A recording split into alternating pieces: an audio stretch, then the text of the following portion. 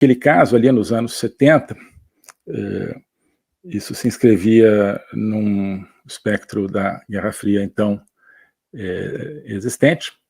A União Soviética e seus sequazes resolveram se valer das reivindicações palestinas para criar um barril de pólvora ainda mais complicado no Oriente Médio, para criar problemas de toda a ordem para os países democráticos, para o bloco democrático. Desde então, instrumentalizaram essa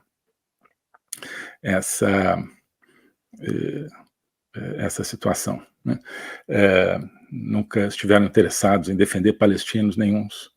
Os soviéticos e seus aliados estavam ali para criar o caos, né? Criar o caos, e criar novas derrotas, novos problemas para os Estados Unidos e os seus aliados democráticos, e desde então foram conseguindo, né?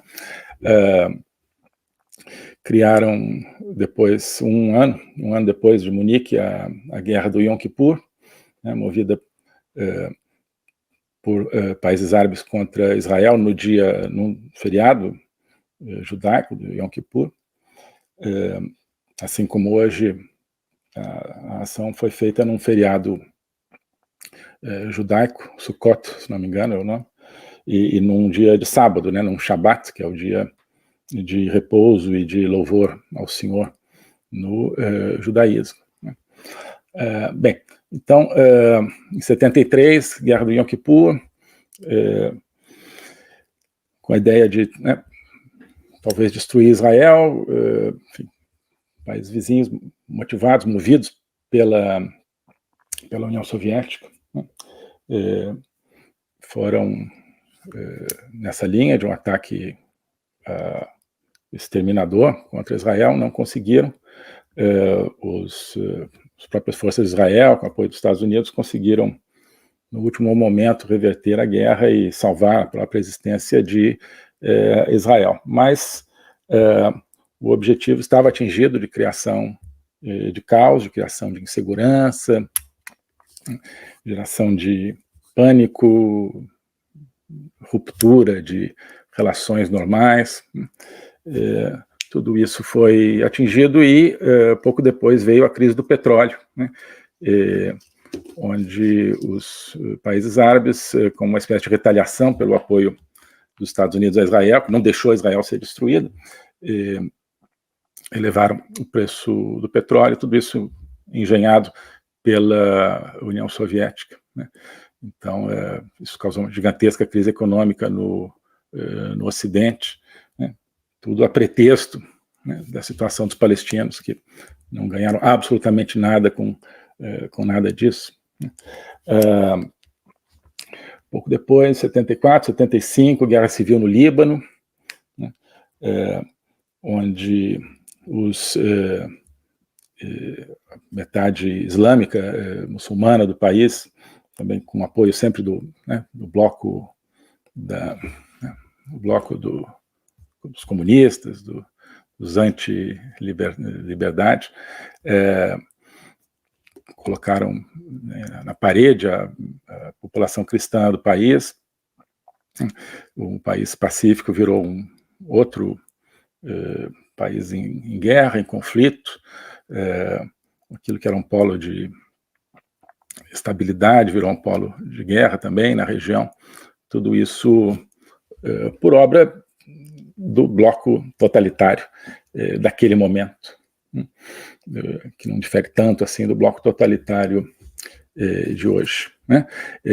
Esse bloco totalitário cultivou, né, já que se pode falar de cultivar, plantou todo tipo de espinhos, né, naquela região, todo tipo de cisânia, de guerra, terrorismo, né, desde sempre, mas sobretudo a partir dos anos 70, né, que está começando a contar essa história a partir de lá, porque é preciso começar a partir de algum ponto, né? Bom, falei da Guerra do Yom Kippur, aliás, ontem fez 50 anos, né, da Guerra do Yom Kippur, o ataque surpresa dos então inimigos de Israel contra Israel. Bem, 75, portanto, Guerra Civil no Líbano, isso cria mais problema ainda na região, e 79, uma grande reviravolta, com as coisas piores ainda, que é a Revolução Islâmica no Irã. Uma série de instabilidades ali no Irã, impopularidade do regime do Shah, Reza Pahlavi, leva a um tumulto, e com apoio sempre da União Soviética, do bloco comunista, o Ayatollah Khomeini, ou Khomeini, parece que a pronúncia persa é mais Khomeini, estava exilado, volta para o Irã, né, e comanda um golpe, né, uma mudança radical de regime, expulsa o Shah e todo o regime do Shah, que era pró-ocidental, pró-democrático, né, embora com seus problemas internos, claro, mas muito menores do que os que surgiram depois, e instala uma ditadura sanguinária, né, baseada na opressão interna e no terrorismo externo, né, interno também, talvez, né, que está aí até hoje, né, matando mulheres que usam véu com um pouquinho de cabelo aparecendo, reprimindo sua população. Já houve desde 2009 3 levantes populares contra a ditadura islâmica no Irã, todas elas reprimidas barbaramente, né? E, né, então isso cria uma nova força anti-Ocidente, anti-liberdade, anti-Israel ali no Oriente Médio, um país enorme como o Irã, com muitos recursos, uma das maiores reservas de petróleo, se torna também um país anti-liberdade, anti-democracia, anti-dignidade humana, e isso complica ainda mais. Um detalhe é que nos Estados Unidos, que estavam acompanhando nessa época os tumultos no Irã, havia pessoas ali no Departamento de Estado que estavam acompanhando, né, a chancelaria, digamos assim, americana, que estava acompanhando a situação, né, e o Shah era, em tese, o aliado dos americanos, né. Aí, num certo ponto da crise, né, levante popular, as pessoas no Irã querendo que o Khomeini voltasse, estava ainda na França, o governo francês, né, pergunta para o governo americano: olha, o que vocês acham, hein? A gente deve deixar o Khomeini partir, voltar para o Irã, ou a gente segura ele aqui e ver que, né, se isso acalma as coisas lá no Irã? E os americanos falaram: vamos ver aqui, peraí, quem que entende de Irã aqui? Aí chamam a moça que era a especialista em Irã, que vinha a ser Madeleine Albright, que acho que ainda está viva, né? Depois foi ministra, enfim, foi secretária de Estado dos Estados Unidos no governo Clinton, considerada um luminar assim, na área de política externa americana. Então chamaram a Madeleine Albright, o que você acha? Ela, não tem problema não, não vai acontecer nada não, pode deixa os franceses, fala para os franceses que podem deixar o Khomeini voltar ao Irã. Então, os Estados Unidos voltam, não, tranquilo, tranquilo, deixa lá. Khomeini volta e, né, acontece tudo que acontece desde então. Depois vem o sequestro, né, da embaixada americana, toda a gigantesca agressividade do Irã contra tudo, né, contra Israel, contra os Estados Unidos, contra as mulheres, contra, né, os homossexuais, contra os cristãos, contra tudo, né, que se mexa e que não seja escravo da ditadura dos ayatolás, né. Essa agressividade não se arrefeceu uma grama desde 1979 até hoje, ao contrário, só fez crescer. Né, e esse novo regime do Irã, ele adota assim um semblante de democracia, né, tem eleições para parlamento, tem eleições para a presidência, mas quem manda mesmo são os ayatolás, né, o Khomeini tem o título de supremo líder da revolução, depois quando morre fica o Khamenei, que está aí até hoje, né, o líder supremo, que realmente é o chefão, né, e é quem manda, e presidente, parlamento não fazem nada sem perguntar para ele, né. Talvez assim, possam, né, mudar o calçamento da rua e tal, mas fora isso tem que perguntar para os ayatollahs. Inclusive, é uma democracia assim, se você quiser concorrer para deputado ou para presidente, né, você tem que submeter seu nome lá ao colégio dos ayatollahs, né, que é uma espécie de TSE, portanto, nesse caso, né, e os ayatollahs vão dizer se você pode ou não concorrer, né. Então, digamos assim que tem a pouca chance, se eles olharem sua ficha e virem que você é uma pessoa que critica o regime, que tem ideias de acabar com a opressão e ter uma verdadeira democracia, então não vai concorrer, né. Então, é o chamado Velayat-e-Faqih. Velayat-e-Faqih é o governo dos juristas, né, é um termo persa, significa algo assim, né. Eles são esses, que é tomado de uma tradição teológica islâmica, persa, anterior, iraniana. Então, olha, bom país é onde você tem o governo dos juristas, aqueles que entendem da lei, né? A lei, tal como eles a entendem, né? Essa lei que manda matar uma mulher aqui, tá? Um cabelinho aparecendo, né? Matar na paulada, né? Beleza.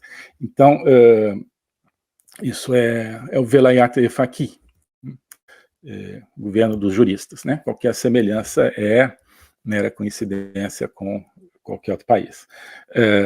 Bom, então, esse é o Irã, né? Então, vai tendo a sua, né, criando o seu lugar ao som do terrorismo, da maldade, da destruição ao longo das décadas, né? Nos anos 80 começa um programa nuclear, né, e, né, para fins pacíficos, né, como eles mesmos dizem, certamente é para fins muito pacíficos mesmo, né, você olha para a cara do regime e, né, um país ali cheio de petróleo, né, por que precisa de energia nuclear? Ah, para fazer isótopos médicos, né, tá certo. Bom, começa nos anos 80, no começo eles conseguem uma cooperação com a Argentina, que tinha um programa nuclear, mas sim, a gente pode confiar que é para fins pacíficos, assim como o brasileiro, né, iniciados ambos nos anos 70, mas a Argentina se prontifica a dar algum tipo de cooperação, claro, não para construir bomba, mas, né, para desenvolver ali, coitado do Irã, né, precisa ter alguma, né, energia nuclear, então, quando chega Carlos Saúl Menem na presidência da Argentina, ele manda cortar esse negócio, manda cortar, não, o que é isso, né? Menem tem uma política externa de se aproximar dos Estados Unidos, se aproximar dos países democráticos, fazer da Argentina um país de primeiro mundo, né? Eu acho que está muito bem, né? Foi muito criticado por isso, né? Com uma política econômica liberal, né? Não deu certo, mas o impulso era, me parece, totalmente legítimo, né? A Argentina queria ser um país próspero, né, livre, se identificava com os valores do Ocidente, dos Estados Unidos, da Europa Ocidental, por que não, né? Então, um dos elementos foi Menem dizer, não quero mais essa cooperação nuclear com o Irã, não. O que é isso? Com o Irã, não. Tá certo. Por coincidência ou não, pouco tempo depois, explodem primeiro, no começo de 92, uma bomba no consulado de Israel, em Buenos Aires, né, e algum tempo depois, uma bomba na Associação Mutual Israelita, ou seja, judaica, né, da Argentina, também em Buenos Aires, matando dezenas de pessoas. É o maior atentado terrorista que já houve na América do Sul. Então, né, bom, desde então começa a se investigar, né, e cada vez mais, ao longo das décadas, foi surgindo a convicção entre os investigadores argentinos, serviços de inteligência, de que o atentado na AMIA foi preparado, talvez executado, por agentes iranianos, né? Bom, Então, né, isso inaugura, digamos, uma presença do Irã na América Latina, né? Enquanto isso, o Irã estava desenvolvendo aí terrorismo no Líbano, na Síria, né, no Iêmen, pouco depois, e cada vez mais colocando pressão contra, não só contra Israel, mas contra os países árabes, principalmente os países do Golfo, Arábia Saudita, e que ao longo desse tempo vinham se aproximando muito dos Estados Unidos, né? Nos anos 80, com Reagan, os países árabes começam, na verdade um pouquinho antes, o Carter, as únicas coisas que ele conseguiu fazer, conseguiu construir um acordo entre Israel e o Egito, né?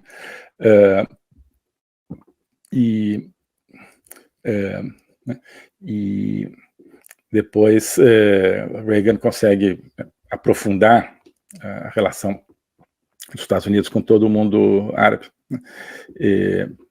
Bem, então, a partir dos anos 90, há uma aproximação progressiva dos países árabes em relação aos Estados Unidos, ao Ocidente democrático, e um afastamento desses países em relação ao Irã, certo?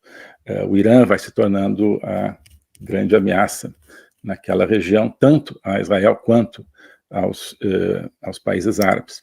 O globalismo existe, é uma coisa concreta. Ele é composto pelo Great Reset, do Fórum Econômico Mundial, pelo projeto hegemônico da China, pelo programa de manipulação e conquista da América do Sul pelo Foro de São Paulo e outros elementos. E esses elementos, eles atuam uns em benefício dos outros, sempre, principalmente através do controle da linguagem, porque o controle da linguagem é o controle do nosso pensamento. Então nós estamos tendo o nosso pensamento reprogramado, e essa reprogramação vai contra a nossa liberdade, vai contra a essência do ser humano. Isso é o globalismo. Com base nesse estudo, nessa experiência, é que eu criei o curso de Logopolítica. Toda semana eu dou aulas sobre geopolítica, literatura, filosofia, cultura de um modo geral, tudo isso em conjunto formando um espaço de conhecimento que eu denomino a logopolítica, para nós não apenas entendermos a ameaça do globalismo, mas podermos nos contrapor a ela. Se você quiser entrar nesse projeto de conhecer o globalismo e enfrentar o globalismo, clique aqui